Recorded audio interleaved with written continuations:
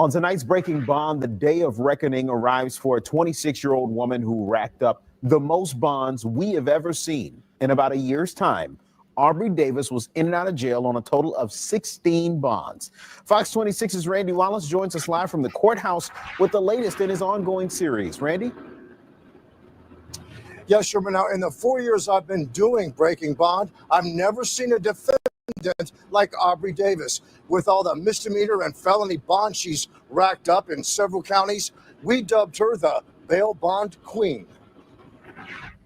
Are you Aubrey Davis? You know you have a lot of bonds when it's shocking to even your own attorney. For doing this almost 20 years, I've never had a client that had this many bonds, period. 16 bonds, mostly for theft and robbery.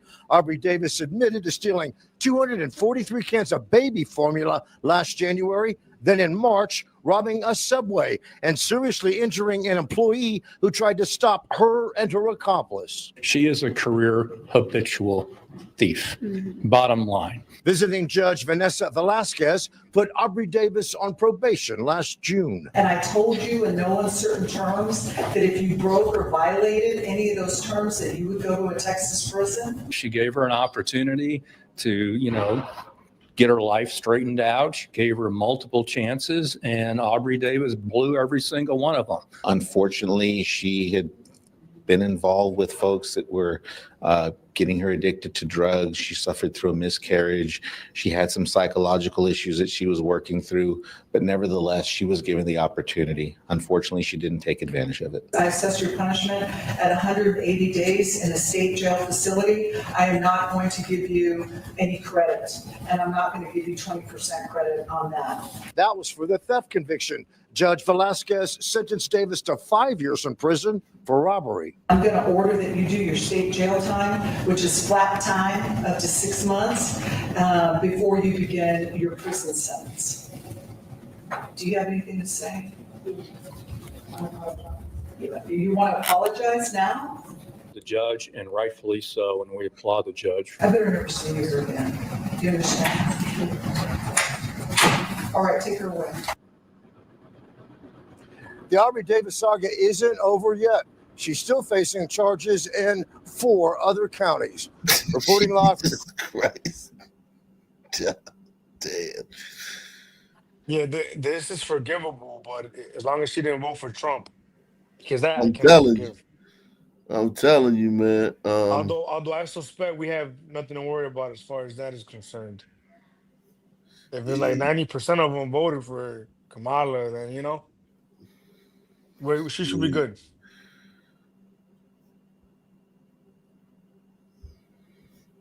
New tonight, we are hearing from the son of a woman hit and killed by an HPD patrol car as she crossed the street with her children. Nice. He's speaking with us after HPD released the graphic dash cam and body cam videos from that awful accident.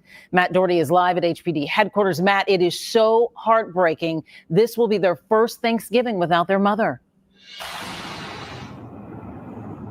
Yeah, this crash is still very fresh for this family. The son says he still cannot bring himself to watch that unedited video. But it's just that one person in our life. We need that person because that's what brings the life to like our Thanksgiving. I spoke with 18-year-old Jalen Gary over the phone on this night before the first Thanksgiving without his mom. Earlier today, Houston police released the dash cam video and body cam videos from the night of September the 19th, although an unedited version was uploaded to YouTube by HPD. Yeah. See that, man? September the 19th. How did he not see them? Although an unedited version. Oh shit! God, he had to send her like, I don't know if she would have flew in the air because he hit. How fast was he going? Did they say? Very fast, very fast. God, dog. Thanksgiving. I spoke with 18-year-old Jalen Gary over the phone on this night before the first Thanksgiving without his mom. Earlier today, Houston police released the dash cam video and body cam videos from the night of September the 19th. Although an unedited version was uploaded to YouTube by HPD, we've stopped it at the moment. 41-year-old Desiree Nicole Poole was struck by the police car as she crossed Antoine with her children. Whoa, whoa, whoa, whoa! Whoa! Oh my God. You didn't see them? You didn't see them? No. Officer Oh, Shelby the chick. Kennedy was behind. It was a chick. It was a chick. Oh, that explains it. Oh my God. You didn't see them? You didn't see them? No. Officer Shelby Kennedy was behind the wheel of the police car. I don't know what she was doing. She could have been looking at the little computer that she had right there or whatever she had. Sir, call the ambulance right now. They already on the way. Oh my God. What are you waiting for? CPR in progress. In the passenger seat was Officer Joshua Rosales. He jumps out to help Poole. CPR in progress. My mom. Y'all killed my mom. Poole was rushed to the hospital where she later died. She just basically just did nice things for us like all our life. If not having their mom on Thanksgiving wasn't already enough, Jalen Gary says it hurts his family to know the crash video is online. He says they've been trying to keep his 11-year-old sister from seeing the moments she undoubtedly relives every single day. What if my sister comes scrolling down and like we try to avoid her from seeing that video because like if you watch it, she's the one that's mostly screaming, trying to hold my mom and try to help her out. Both of the officers who were inside that police car that night are being put on administrative leave. That is while this is investigated. The son says justice to him means the officer that hit his mom loses her badge. Mia, back. Yeah. Yeah, damn. Jeez. Fuck. Oh, was that one? New tonight, we're Thanks for joining us here on News 12 The Bronx. I'm Amanda Bossert. Tonight, a mother is calling for justice after she says her son was beaten to death and left to die inside of his own home. News 12's Valerie Ryan has this exclusive story.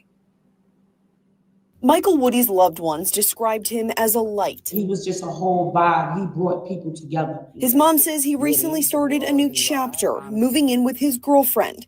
That chapter quickly ended when police found him unresponsive in his home at 1639 Fulton Avenue on November 16th. My son was killed. He was murdered. Miss Woody says detectives told her surveillance video captured two men walk into Michael Woody's apartment and catches them leaving 45 minutes later. Fia Woody, Michael's mother, tells us she fears a rough patch in her son's relationship may have led to his death. Investigators released this wanted flyer. Miss Woody identifies the woman as Michael's girlfriend, the man in the middle as her father, while the man in the baseball cap is unknown. I want all three of them to go to jail for this. No plea deal, no none of that. Because now his 15-year-old daughter is growing up without her father. A neighbor tells us they witnessed Woody's girlfriend leave the apartment and keep the door open. This photo shows the man in the baseball cap holding some sort of metal object in his hand. Miss Woody believes Michael was beaten to death. He was just so willing to just take his life from him like it wasn't nothing, like he didn't matter. He belonged to people. Ring camera footage captures Michael being taken out on a stretcher. My son's life mattered. It mattered. Police have not confirmed the cause of Michael's death and no one is in custody. In Claremont, Valerie Ryan, News 12, The Bronx. Hey, I don't know if you saw the one I New sent attendant. you. The one I sent you on Twitter with the afternoon Thanksgiving on Pulaski and Monroe, where a 62-year-old, it was in West Garfield Park, a 62-year-old son, man, caught a bullet in the head inside his home from gunfire that was shot outside. When you Of sent it course, to me. I don't know if I found like the video, but I read the newspaper. I sent it to you. Oh. But of course, the annual traditional put a straight bullet through somebody's window on Thanksgiving, Sunday, right? Tradition. The tradition carries on. It's got a timeless tradition. Right, Buckle up. right. This is not going to be a short fight. But if you want to be on the right side of history, if you want to be on the side of justice, then join us as we make this country live up to the ideals that it, wrote down that it was on paper.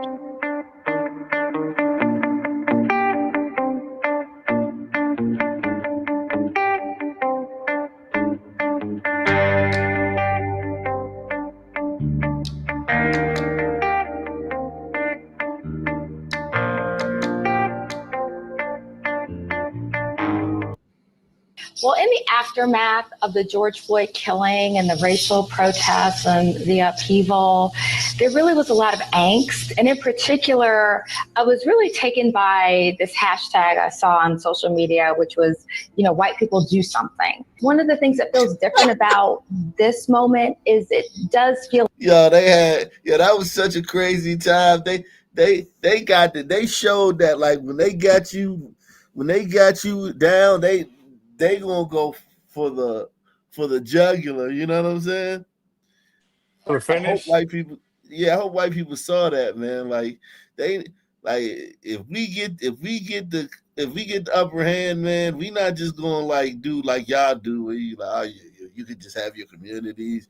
We give you can have your rights, just stay over there, But we not gonna do that. We gonna take everything, man. Feel like it's not just Black people who are upset, it's everyone. And in particular, white people might be trying to figure out what their role is or what they should be doing. And it also hit me that if I was a white person, I don't necessarily know that I would know what I should be doing, particularly in the workplace as it relates to social justice. So in many ways, I just wanted to share just my perspective, and not saying that this is the end all be all, but these are 10 specific things that white people certainly can do to try to promote equity and promote social and racial justice in their workplace. So as an individual, my first suggestion would be for a white person to just get to know more people of color. I mean, it makes sense, all of That's the worst advice. Right. That's the worst advice. And I'm not even just talking about violence and crime. It's just that, like, they have the least resources. They have the least, you know what I mean? Social skills. Like, your life, the people around, like, if you're a white person, you're around a bunch of white people. You're around people who probably come from families, people who have, not even savings, something in their savings account. Black person, all their savings account overdrawn, and card overdrawn, and just, white people, kind of like centered and reserved, and non-emotional and shit. Then you're around Black people, they all over the place, erratic and chaotic. Everything you do, the more white friends you ditch for Black friends, your situation gonna become different. You have to make an adjustment. You know what I mean? Just crazy, man. This is terrible advice. to try to promote equity and promote social and racial justice in their workplace. So as an individual, my first suggestion would be for a white person to just get to know more people of color. I mean, it makes sense. All of us tend to gravitate to people that we have a lot in common with. And so unfortunately, the downside of that is sometimes we can live in our own little cocoons. It's hard to trust a person you don't like, and it's hard to like a person you don't know. So that building block of breaking down, racial injustice and stereotyping and bias is just expanding your network and truly getting to know more people of color. That demystifies things and that minimizes stereotypes. This might So backfire. number 2, I would say just call your friends of color and express some empathy. It's a really difficult time, frustrating time, and maybe just start a little bit of a dialogue. When George Floyd was killed and there was so much upheaval and racial unrest, a couple of my white friends reached out to me and I really appreciated it. And then from there, it kind of sparked a couple. Like somebody she know passed away. A couple of her white friends reached out. Like she lost a family member or some shit. Shit, these people are this was a sick, wicked time, man. Start a little bit of a dialogue.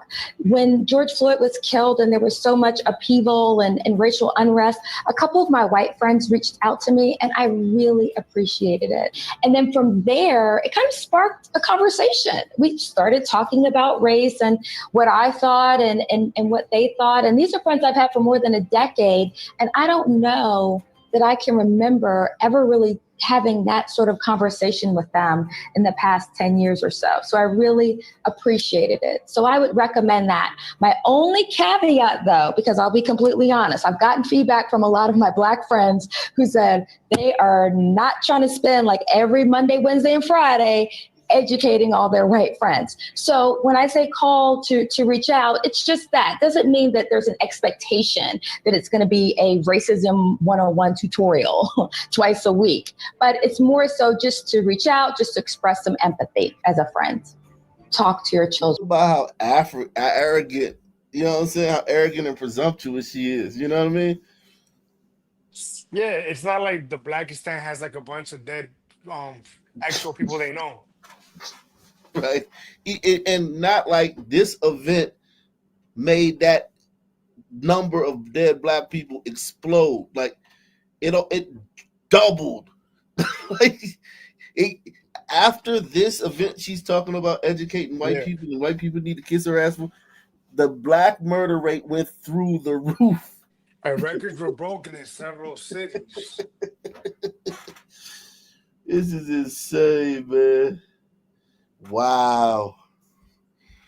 Children about race. So I think we do our children a disservice when we try to protect them from talking about the ugliness of race and the racial history, the history of discrimination in this country. They're dealing with a lot of these same issues, albeit in a different way, in terms of equity, in terms of character development, ethics. All of those issues might be playing out on the playground or at birthday parties or in other places in the classroom. So I think that as parents, we need to give them space to navigate those conversations and to figure out their own value system and figure out maybe why they have some of the beliefs that they have.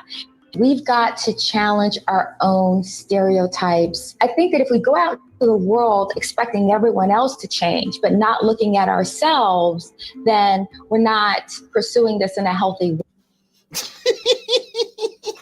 Yeah. Jesus Christ. They have negative self-awareness, like negative 1,000 self-awareness. Jeez. Way. I think we first got to look inside and say, well, how did I grow up? What were some of the messages I received? And why do I think what I think? So I think it's so important that each of us, myself included, I've been doing this as well, start to think about where do I have stereotypical beliefs and where did they come from? So the next suggestion is speak up publicly. And I'm going to be the first to admit, much easier said than done. But in this moment, if we're really looking at moving the needle, we need to go beyond, liking tweets and posting memes and just agreeing that racism is abhorrent. Okay, I think we all can agree that racism is abhorrent, but the question is, what are we going to do about it? And too often, many of us, and I will include myself in that as well, we've honestly been part of the problem because we've sat back, and even though we didn't agree with the racist comments or we didn't agree with the process that was a little bit discriminatory, we didn't really say anything. We didn't really speak up. There's so many ways that each of us can speak up and take action. So another suggestion is don't work for companies that aren't diverse. That might seem obvious on one hand, or it might. Jesus Christ. All her advice is horrible. She's just a terrible advice giver, man. Yo, she gives the worst advice in the history of the world. Man, this bitch sounds like another one of them chicks that done sat up in front of the Juice Crew, listening to all them little bullshit ass talking points, and then wants to turn around and tell people how to cure racism. Man, get the fuck out of here. You're gonna get somebody killed is what they're gonna do. Telling you, man, it's just insane, man. I don't know how she doesn't hear herself. Like, she's the one saying it. Does she have a filter? Like, just she lives in a white neighborhood. Kids are in private school. Man, that's all she knows. She don't know nothing about that shit. True. Jeez.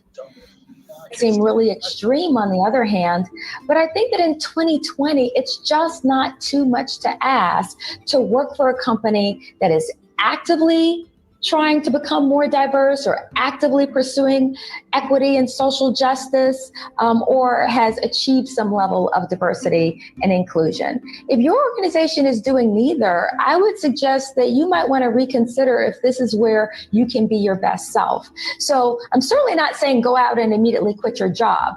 Obviously, most companies have work to do, and you can be part of the solution, and I can be part of the solution. Try to improve your organization.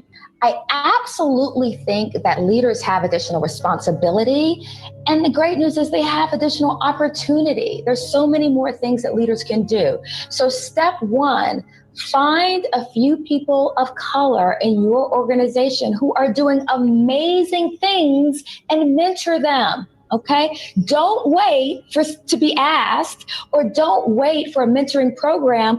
Go out and proactively find those amazing people and mentor them, sponsor them, let them know that they have support, let them shadow you, introduce them to other people in the organization. That's access that is critical that you have. Jesus Christ. This bitch makes me sick.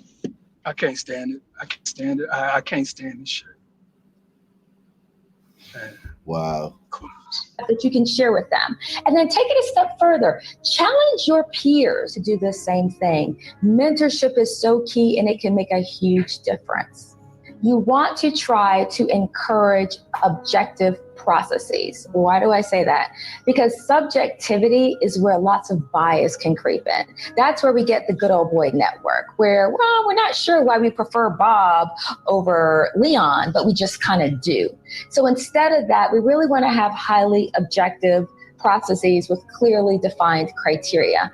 Now notice with that, I think this is an opportunity to talk about the fact that people of color are not expecting lowered standards. They're not expecting special treatment. We want things to be fair and objective. Another thing we need from our leaders.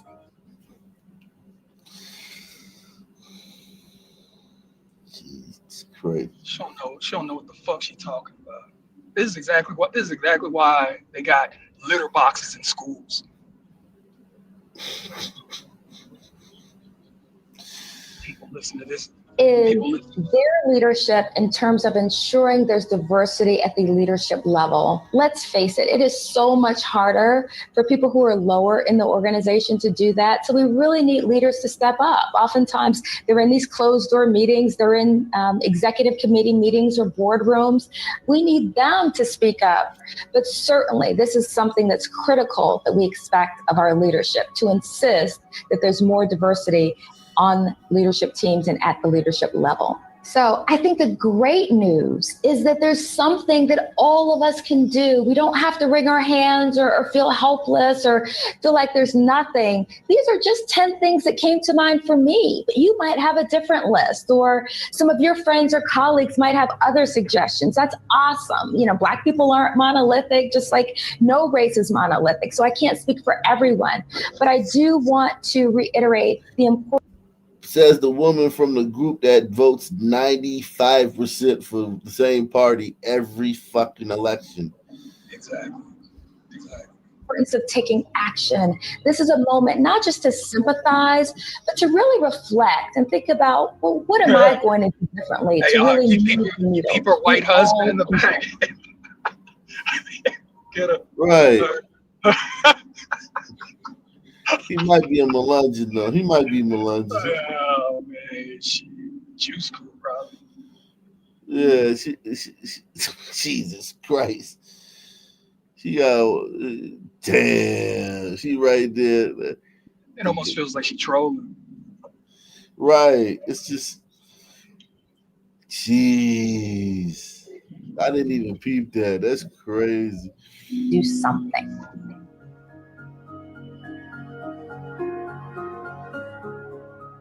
You want to be happy too, right? I'm telling you. She should definitely be happy, but ain't nobody trying to get conned. Well, in the aftermath.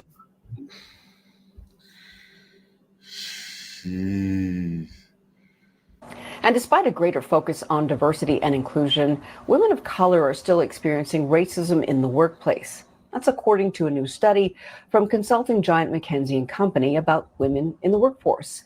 Joining us now to break it all down is Tiffany Burns from McKinsey. She's a partner in their Atlanta office, and we'd like to recognize her distinguished background, having both an MBA and law degree from Harvard. Tiffany, thank you so much for joining us here on BNC. Thanks for having me.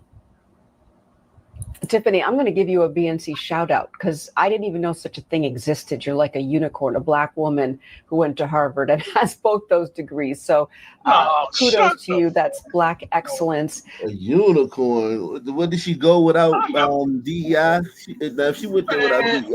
Oh, she went with DEI just like all the rest of them. Man, give a bit. Chick gets a Harvard degree. All of a sudden, she a unicorn. Man, come on, man. Soft bigotry of low expectations. Telling you, man. Wow. Jeez. These people are nuts, man. We talk about like just crazy. This is crazy town, man. And her biggest real argument quick, tell me about your background, how you ended up in that position. Well, like I had one of those moms that set high expectations for me at a very young age. I'm an only child, grew up in Georgia, and I had a mom, and I think I was probably in middle school when my mom said that she wanted me to go to Harvard. And not only did she want me to get a JD, but she wanted me to get a JD MBA.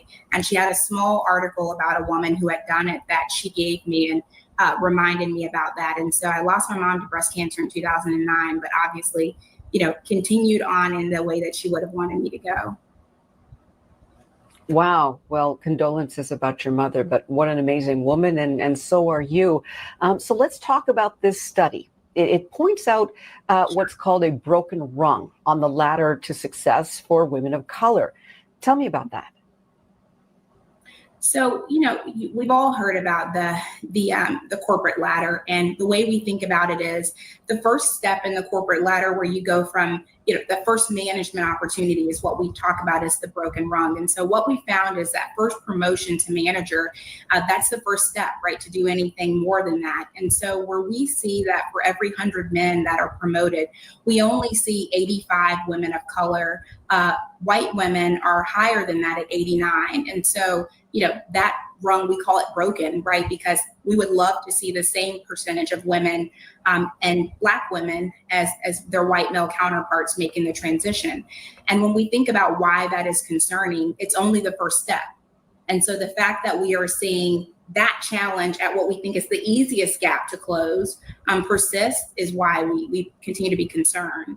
And I think then when we think about Black woman representation overall throughout the corporate ladder, we would see 1 in 22 Black women representing 1 in 22 of new hires.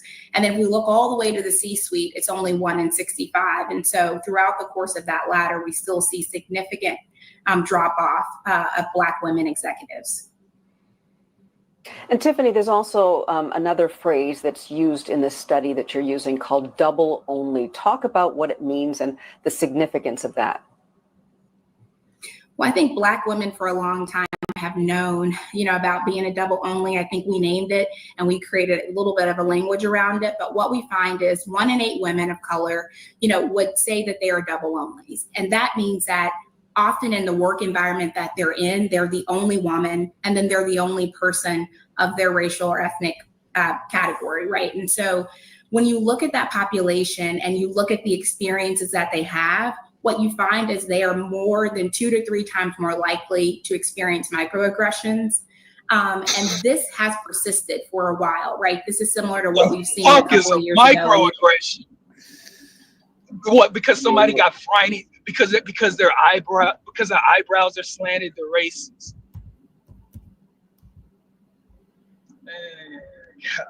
God.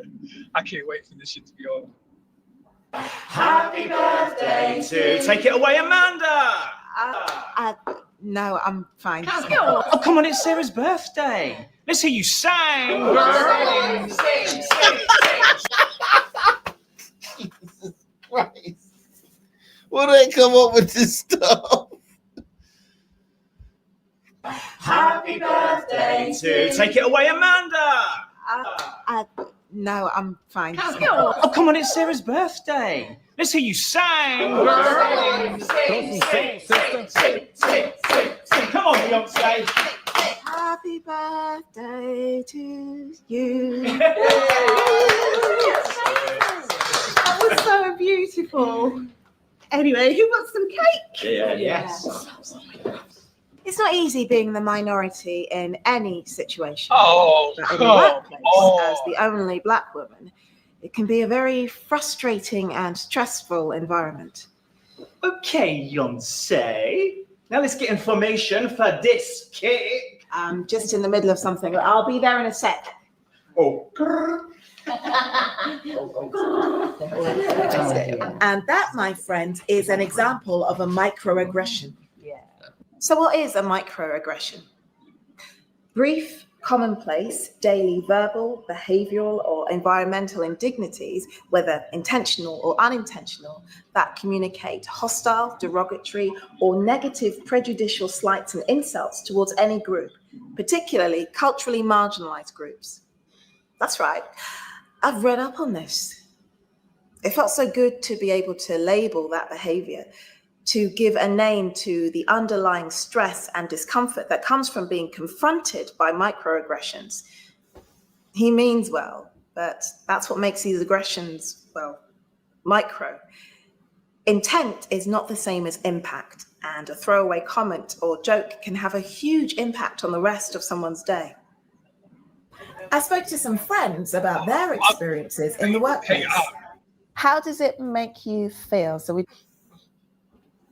Hey man, black women are just straight up being used as weapons. It's like a torpedo. Yeah, it's like a torpedo to come in there and just destroy the speech, destroy everybody's process in just going about daily life. Destroy society. Yeah, this is annoying at the least, man. At Like, the very least, this is annoying. This is fucking stupid. This is stupid. And as far as I'm concerned, it almost looks like they're intentionally putting a target on their back. Yeah, I mean, I think it's first player syndrome. Yeah. You know, they think they're the center of everything, and really, like they just don't understand that. Like, look, man, like in like a setting like this first setting where they talked about this, everybody's just being extra nice to you because they don't want you to cry about racism. Because they know if they treat you normally, like if they treat you like anybody else, you're gonna be like, they know you're used to being treated special. So they know that, like, look, if I just treat you normally, like I would any other person in this room, you're gonna be whining about not getting something or being ignored or being mistreated or being disrespected. So they be extra nice to you. You know what I mean? And then you complain about that too. Complain about that too. Yeah, like it's like, man, they don't even get it. They don't even get. Hey, you know what? It kind of reminds me. I remember back in my late 20s, I met this one chick at a club, and I'm talking about she was like a straight up hood rat. Like I mean, she's the type of person who probably will go her whole life without ever owning a car. Man, I remember she. Yeah, I'm just saying that's just kind of like no her doubt. mom lived that life. Yeah. Right. And I remember she was like, she would always be like, I hate going up into places where white people are. I was like, why? Because I feel like everybody's looking at me. I'm like, what the fuck is wrong with you for everybody to be looking at you? You know, and she's like, I don't know. And it just took that one experience to know that it's a thing. You know, black people will walk up in a place that's predominantly white people, and there's I don't know, 1/3 of black, 1/3 of sons that will automatically feel like they are being watched just because there are white people there. And now they're sitting here trying to and now they're sitting here trying to call it out in their way, and it's just stupid. That's just it's so annoying. But these women are like, then they always got like a bunch of advice and a bunch of rules and lists to give people, and it's like, bitch, where's your kids at? Where your kids at? Like they want to bring us down to a 75 IQ. They want everybody on an equal playing field at 70 IQ. Yeah, like. Yeah. So what is a microaggression? Brief, commonplace, daily verbal, behavioral, or environmental indignities, whether intentional or unintentional, that communicate hostile, derogatory, or negative prejudicial slights and insults towards any group. Basically anything where you're not like kissing my ass, and even if you're kissing my ass, that could also be a microaggression. Exactly. Particularly culturally marginalized groups. That's right. I've read up on this. It felt so good to be able to label that behavior, to give a name to the underlying stress and discomfort that comes from being confronted by microaggressions.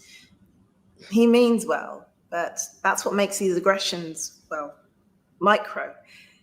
Intent is not the same as impact, and a throwaway comment or joke can have a huge impact on the rest of someone's day.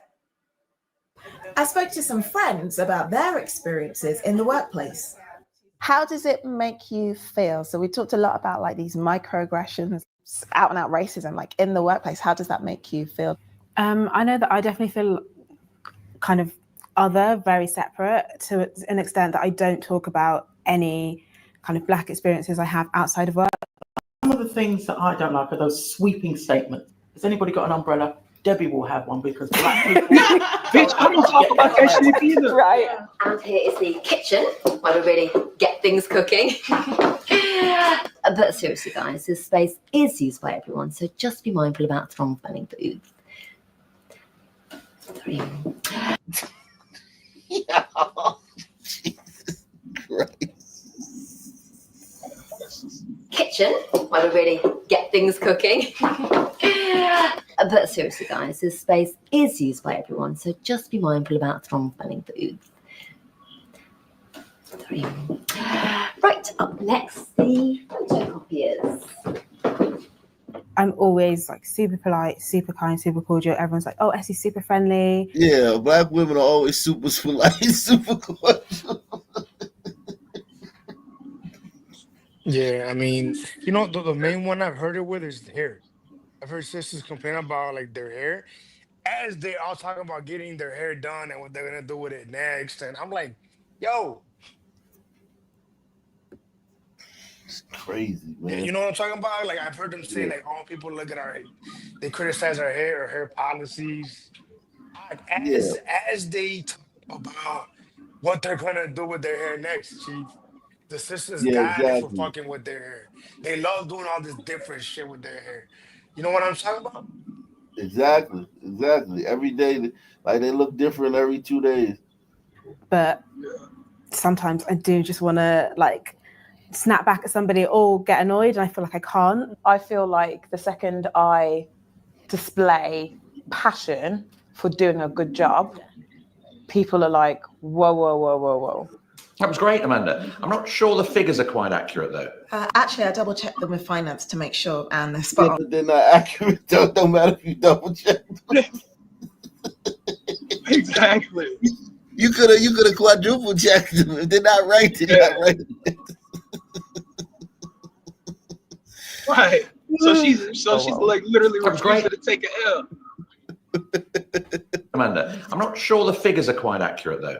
Actually, I double checked them with finance to make sure, and they're spot on. Whoa, girlfriend, maybe dial down the sass a little. She didn't even. Don't talk like that.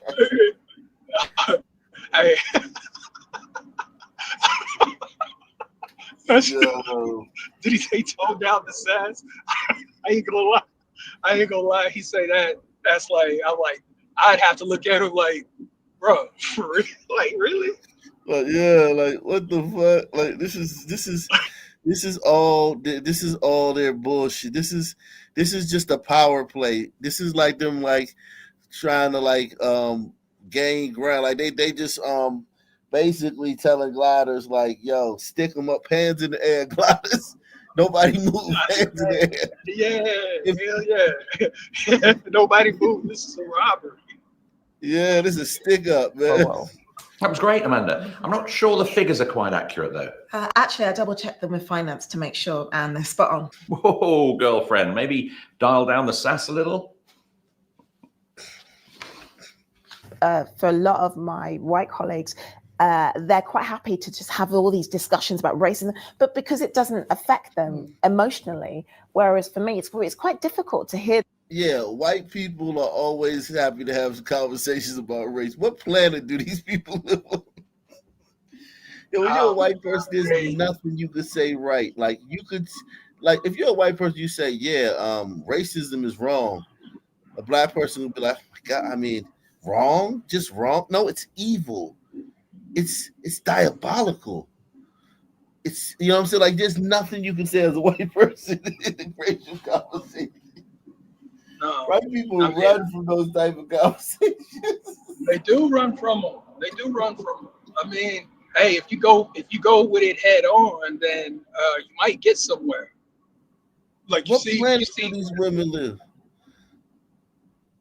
What planet does she live on? White colleagues, hey, they're quite happy to just have all these first person syndrome.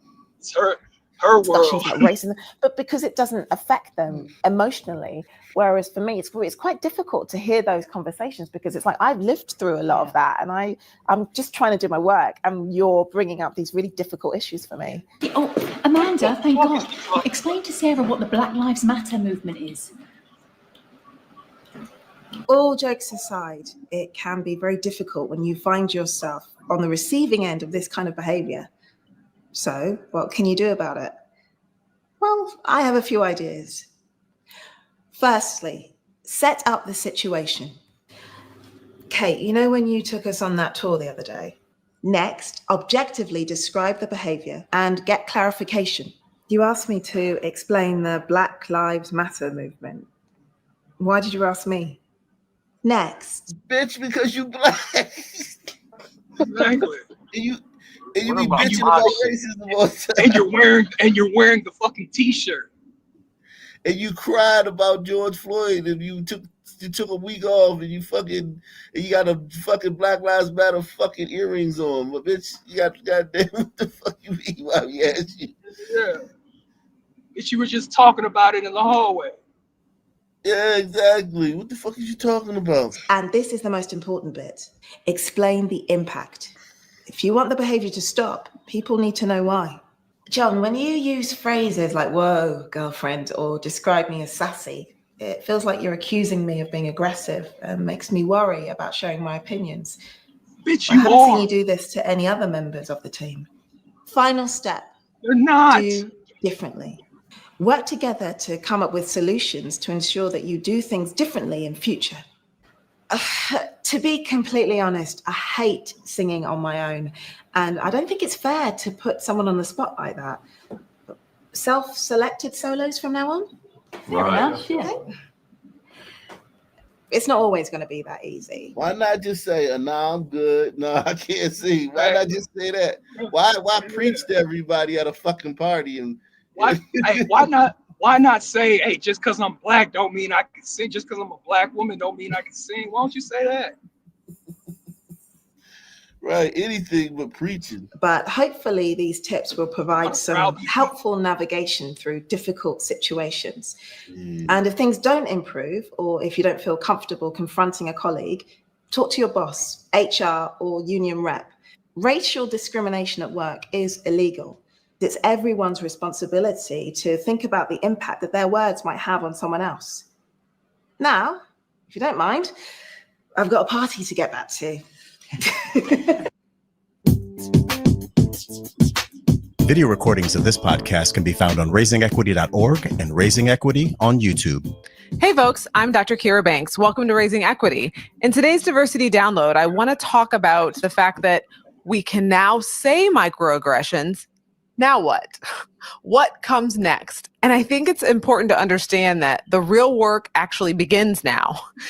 All of these women that's talking about microaggressions, they're all fucking not the type of black women that you would have a problem with. They're all like, so basically, like the black women, Shaniqua and Dejanay and Letitia, who you would have constant problems out of, they don't know what a microaggression is.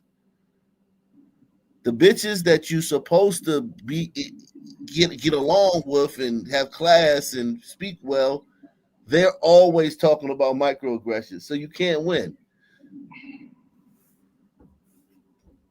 Press one. That we spent a lot of time in our workplaces and in our schools and different spaces not being willing to name when microaggressions happen because they can be so subtle. So you probably know what they mean. It's become a really mainstream conversation, even though it's a very academic term. But microaggressions are those subtle, unintentional or intentional, verbal or nonverbal insults, assaults.